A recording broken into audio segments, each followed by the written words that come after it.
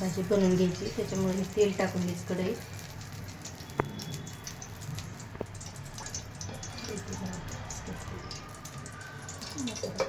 बारीक करून घेतलेली पेस्ट आहे ती टाकून घ्यायची. आपली भाजी करण्याच्या ह्याच्यावरही कुठे ते तेला चांगलं मिक्स करून घ्यायचं. त्यानंतर ही आपण भाजून घेतलेला कांदा, कोथिंबीर आणि थोडंसं मीठ टाकून गिरवी करून घेतलेली तरी आपण अशी तेलामध्ये टाकून घ्यायची.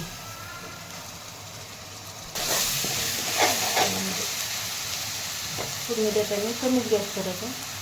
मिडियम गॅसवर आणि तेल सुटेपर्यंत हे मिश्रण केलेलं करून घ्यायचं. परतून घ्यायचं. मसाला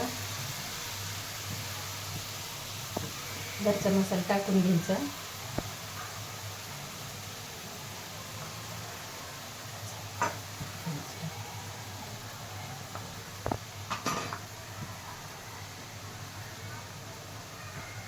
कलर यायला थोडीशी हळद टाकून घेतली.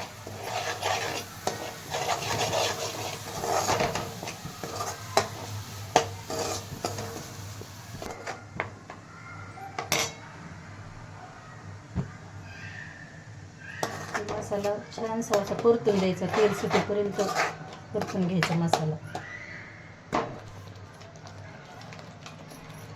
मसाला तेल सुटलेलं ह्याला तर आपण थोडंसं आता थोडंसं पिवळं सूप करून घेतलंय ना ते टाकून घ्यायचं.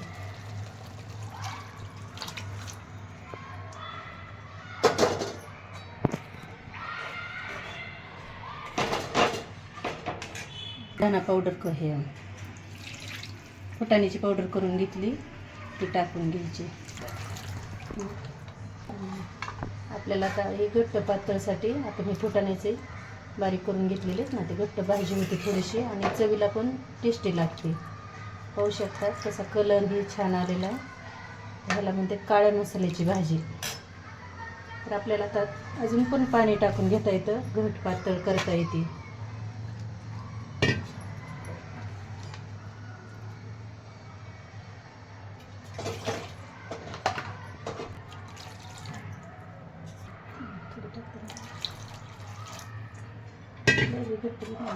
आता अशी भाजी झालेली आहे. आता काय नाही याला 10 मिनटं उकळी येऊन द्यायची. थोडंसं मिडियम गॅसवर ठेवली की आपली भाजी खाण्यासाठी तयार झाली.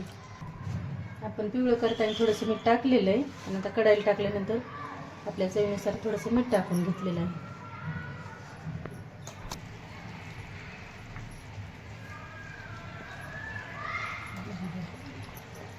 आता बघा छान अशी भाजी उकळलेली आहे. तरी थोडीशी कोथिंबीर टाकून घ्यायची.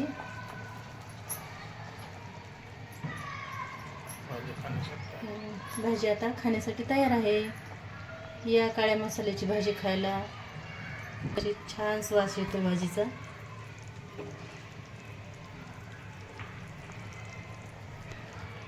व्हिडिओ जर आवडला तर लाईक करा. या जेवण करायला.